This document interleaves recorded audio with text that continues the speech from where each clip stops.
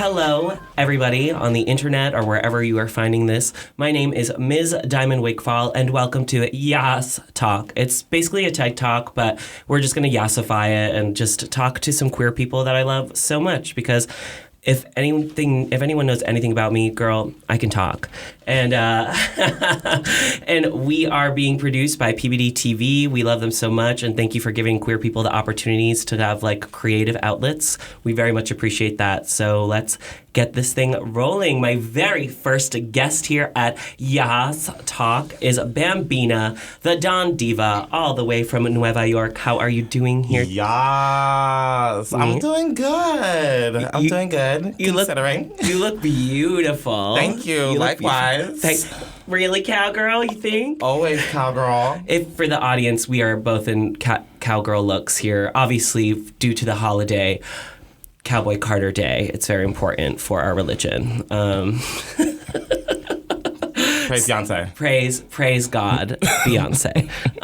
So how have you been? You've been here for a couple days now, right? Yeah, it's been good. Nice travels, got on the Amtrak. Oh, the Amtrak now. Yeah, we've elevated from the megabus. From the megabus? Yeah. Yeah, well, you were telling me, like, how are you doing? Doing okay, considering. Considering what?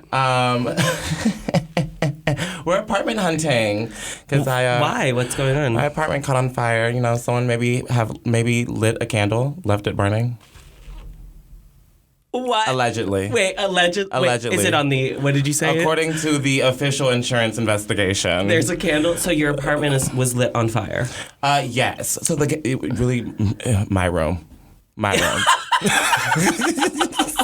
But particularly your room. And the insurance said, the official insurance report said, candle left by gay person. Left by cross-dresser.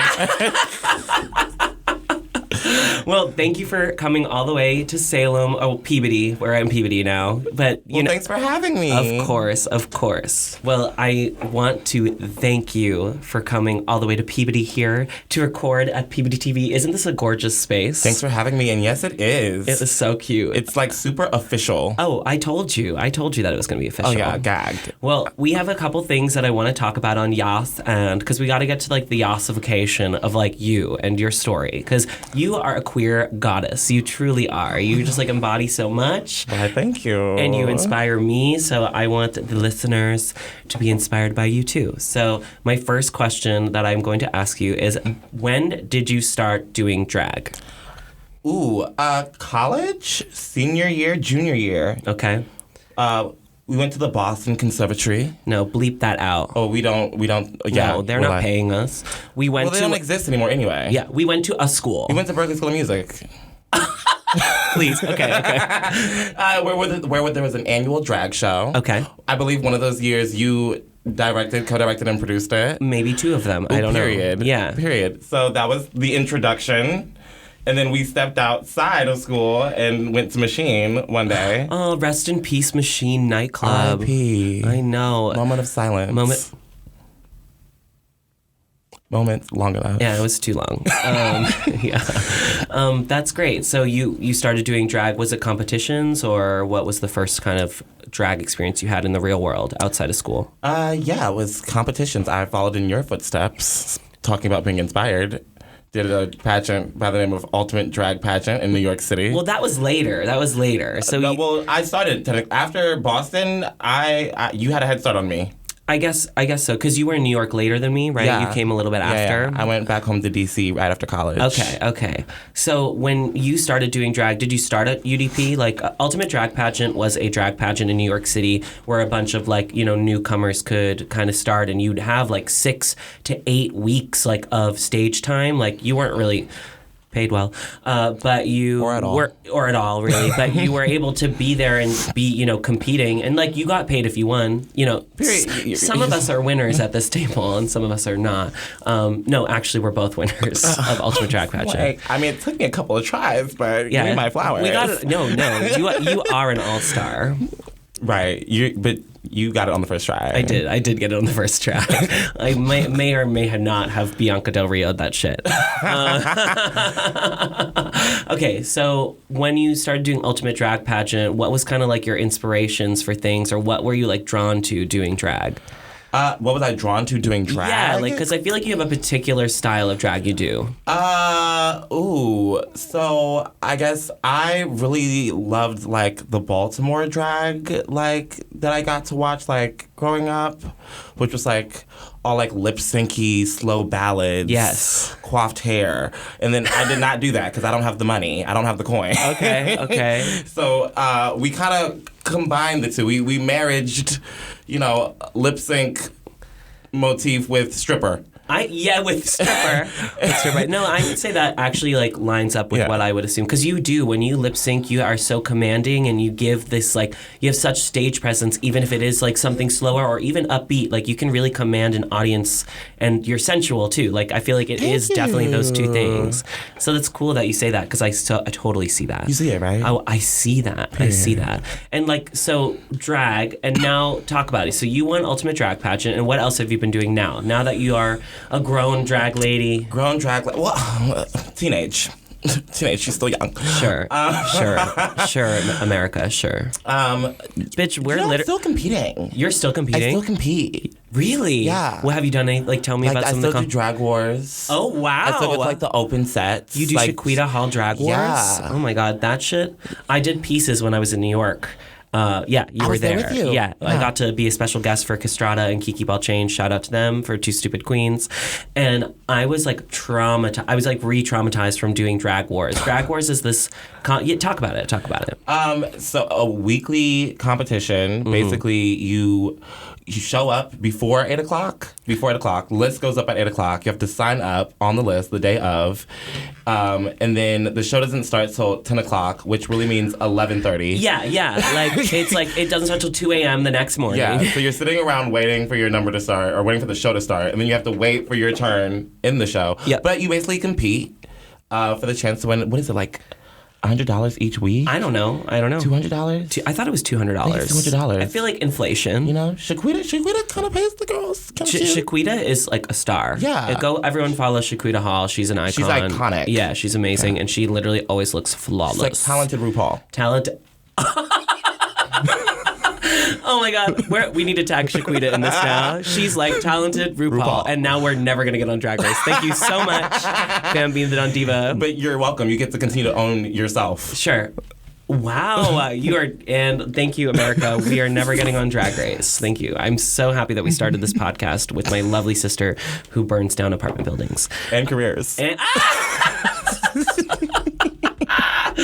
All right, so I feel like we talked about drag, and we already came back to the current drag state. So you're competing, you're doing things. You've done a lot of things. You did Disney. I've done Disney with you, Hocus Pocus. Yes, I mean, which was such an amazing highlight experience. It was so crazy. It was so crazy to do. The bragging rights to be like, yeah, I got hired by Disney. Well, very, very few drag performers are hired by Disney directly. You know what I'm saying? So it was like it was my honor. D23, and I would do it anytime. Literally. Please invite us back. Yeah.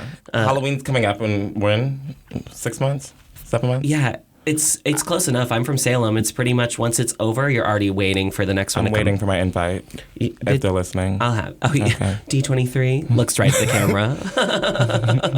All right. So when you started, basically, I'm going to shift the conversation from drag to your queerness in general. Okay. Because you are somebody who embodies so many different parts of gender, I feel like, on a daily basis. I've known you for a long time. You've always beat your face. You're one of the first people, you and Andrew Barrett Cox were one of the first, I guess, quote unquote, AMAB people that I had met that wore makeup just on a regular day basis. On a regular day basis. Going to the grocery store. Yes. And you always look flawless. And I always was I remember, honestly, if I'm being honest with myself, I remember being not turned off, but I remember being oh, why would someone want to do that? And it's so funny, the self-hatred that a lot of queer people have from themselves. Like a lot of, and me included, like when I was younger and I was 13, like I feel like I was femphobic or transphobic in like my thinking of things because I was scared of my femininity. Same. And of course, like I feel like that's such a unique, so I remember seeing you and like you were obviously the first person that I was close with that was feminine in their daily presenting, you know, and it was so inspiring to me. So why don't you talk about that journey a little bit? Wow, that's kind of, so it kind of tags into our school. Like that's kind of one of the reasons why I chose to go to FOCO. Really, why? Because, you know, like you're like musical theater kid, you do all these programs, you know people that kind of go to certain schools, and then you start like Facebook stalking. Okay. And then, oh my God, I forgot this man's name, but he was gorgeous blonde hunk. If you're listening. And I remember like on his profile, he like posted a picture, I'm assuming from like the Boko drag show, but like just like glamorously done up, like, but still getting like man bod. And I was like, what is this? I want to be that. Yeah. And the only way I'm going to be that is if I go to the Boston Conservatory at Berkeley. Which is not, we are bleeping this out. If we go to Berkeley. We are bleeping this out. They are not paying us. They have taken too much from us. No.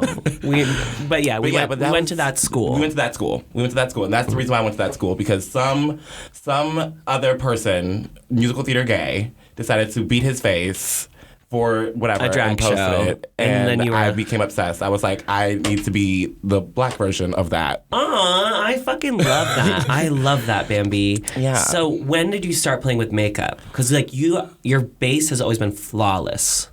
Not always, but thank you. No, it has been. So the first time I wore makeup was like senior year of high school.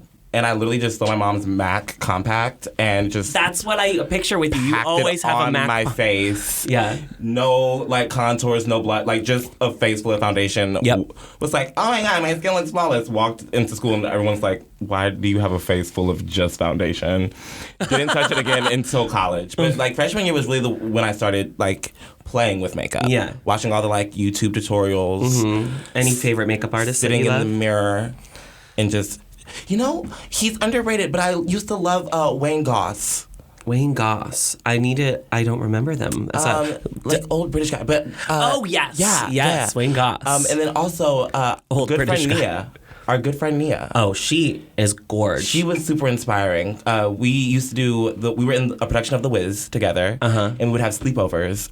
And I would like wake up. She would wake up on my mom and dad's couch, and she would like be like, "Kyle, do you have any makeup?" Wait, you knew Nia from before? Yeah, because we grew up in Maryland together. Oh, I didn't know that. I didn't. So, why did I not know that? I don't know. I just always thought you knew each other from like Berkeley or New York or something. Yeah, like no, I just always from good old Silver Spring, Maryland. Oh, that's Montgomery so and cute. PG County. And that makes so much more sense why you guys are so like close. kindred spirits. Yeah, like I love that she's like so big much. Sister. Yeah. And like I would watch her like fill in her eyebrows and like she can paint her face. And I was like, I can do that. Yeah. So yeah, that was kind of like the makeup journey. And then just started doing it in college. I think when you like leave home for the first time, you feel a little bit more like confident in like just experimenting with who you are. Of course, yeah. You're always going to do different things in a new city that you wouldn't do in your own city. You know what I mean?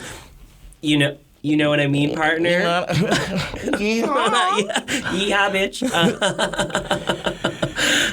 So that's beautiful. And you're an awesome person. So I'm really glad that you got to share a little bit of that. So we talked about queerness. We talked about you being fabulous and your whole little journey with drag and your gender expression. Thank you. I love you so much for sharing that. Now we have to switch. We came dressed up for this holiday. Can we tell the people about what day it is? It is Resurrection Sunday. But also... for Renaissance. Part 2. Yeah. It is Cowboy Carter Day. Renaissance was laid to rest, and it woke back up again. She hath risen for the Lord. I did not give up Beyonce for Lent. Personally, I could not.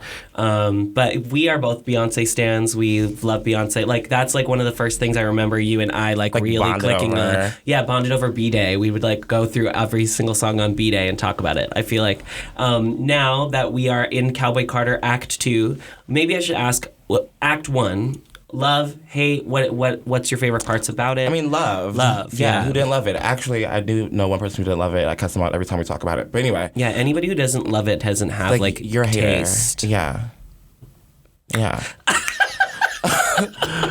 No, it was iconic. Yeah, it was it's iconic. It's amazing. It was but such a moment. I feel like we need to like not be just basic and gay and be like, it was iconic. It was iconic. We have to. I think it's truly a display of so many different artistries and so many different genres, and like in a fierce, dancey way. And it was really freeing. A lot of the music, it reminds me of like, and the new one too. A lot of protest music, like "Break My Soul," and like things about empowering people, like "Cozy" and like loving yourself and loving your skin, and like these things, all these phrases that she would say that you sing back to yourself, that you start to like get into your body. Mantra. Yeah, it becomes a mantra. Yeah. And I just think that, like Renaissance was so freeing to me. I also feel like artistically, like such a master of craft. Of course. Like, I feel like that was on display on that album. Of course. Like, I mean, the tour itself, was so beautiful. And they really, I feel like they elevated what was already in the music and created such a beautiful display of it, you know? And robots. AI. Not AI. Beyonce would, I don't think she would ever use AI. She would be the first one to make money off of it. Yeah, well. She would be the first one to make you money off it. Yeah. Whoever runs AI, Beyonce's making money for you. I'm sure she is. I mean. For all we know, like. Maybe that wasn't Beyonce. Yeah. We were watching an AI Beyonce the entire that's time. Act 3, is that the whole thing was just AI and it wasn't Beyonce. So, Renaissance, any favorite songs off Renaissance Act 1 before we go into Cowboy Carter? Ooh, Cozy, Alien Superstar. America Has a Problem. America Has a Problem. Those were like my top 3. I mean, Pure Honey, obviously. Ooh, yes. Yeah, and honestly, I love Summer Renaissance because I love Donna Summer.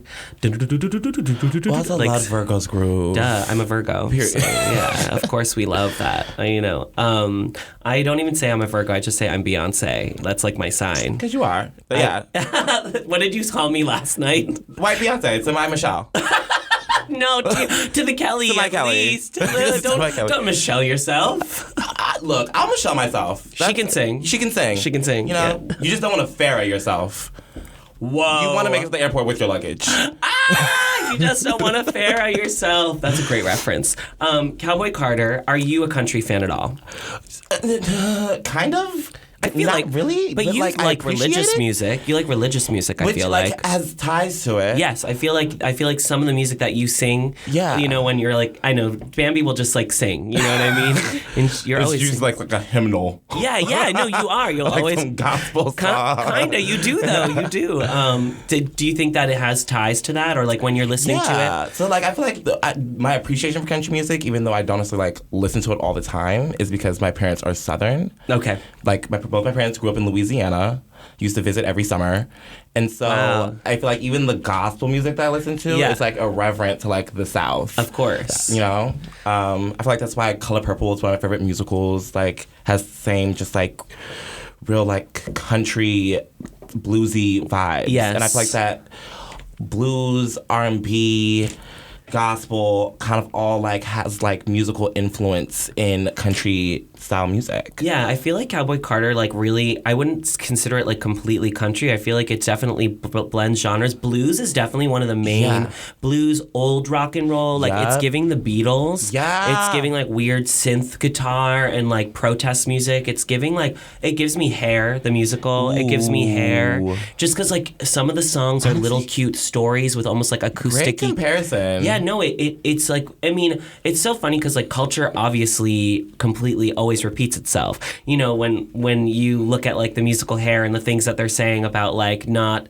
shipping people off to war and like these fights for kids to be themselves and be feminine and like letting their hair be long. And it's like, look at where we are right now in 2024. Repeating the same story. It's the same damn story. It's the same. And then like these songs on Cowboy Carter, these songs on Cowboy Carter are like so relevant to what people are going through right now. And I feel like they're so, like the Americana thing is like, yes, an aesthetic, but it is more like, it's taking that true Americana, not like this new fascist white supremacist, like I believe in like America. It's different. It's like the true America. Yeah, like fuck yeah. I know. I feel like Beyonce really just kind of took what they think that they can do well and just did it better than everyone else. You know what's crazy about Beyonce? For someone who is Beyonce, like Michael Jackson, pop icon, like very much in touch. Like, yes. she's very much in touch for and someone tuned, who's so rich. you know, like, and famous. Like, she knows what the world is feeling. Truly. And it reflects in the music. Yeah. Which is crazy. Yeah, I think that, like, a lot of the songs, too, there was covers. There's lots of covers of, like, classic songs. God, beautiful. Beautiful. Blackbird, my dad used to sing that song to me, like, every night going to sleep. So when I heard it at, like, 1 in the morning when I was definitely stoned on marijuana, listening to it, because you have to be in the right headspace to receive the message of the Lord Yonsei. The Lord Yonsei on our day. She has risen and given us another blessed book chapter.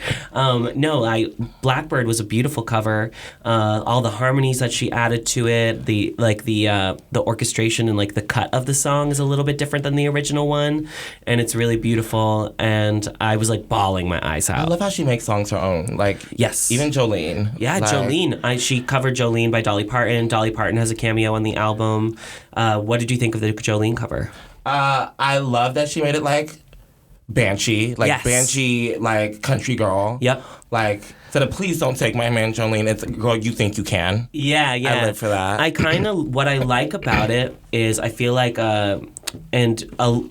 know the term like a girl's girl? Yes. Like how people say that like Ariana Grande's not like a girl's girl. Because she's not. But like, I feel like what I really appreciate about the Jolene cover is because you could go really women hatred, or like you could go like girl on girl crime, but she takes it almost like not like that. It's almost like her confidence is what's defending her man. It's like, I'm secure in that you can try. You can try. Yeah. Go ahead and try. It's not like you're ugly, you can't do this. It's very, I don't know. I feel like it was such a great perspective and a fresh perspective without like trying to be negative. Tearing someone else down. Exactly. Because it's more about how prideful she is about raising her kids with this man. And like all these. I raised this man. Yes, that line took me out. I raised this man and his kids. I thought it was such an interesting take. Yeah. I loved it. I loved it too. I don't know. I think that the album, 10 out of 10 for me. Oh, 10 out of 10. Riverdance, amazing. 11 out of 10. 11. Oh, wait, what's the one? Not Americana. The other one that we were like, Beatles. It gave us Beatles vibes. The American Requiem with that weird synth at the very beginning. It's like extremely Beatles. I don't know. Can I take a look at the track list? Please. I'm going to take a look at the track list, but I was trying not to, but... No, we got to finish up soon, so this has got to be like our last thing that we talk about, basically. I felt like it was very irreverent to B-Day vocally, and that was obsessed. Oh, it was very B-Day. It definitely had a lot more higher harmonies, because she hasn't been doing that. She was squalling on some of those records. She was squeaming. I don't... Yeah is really fun. Yeah. Yes.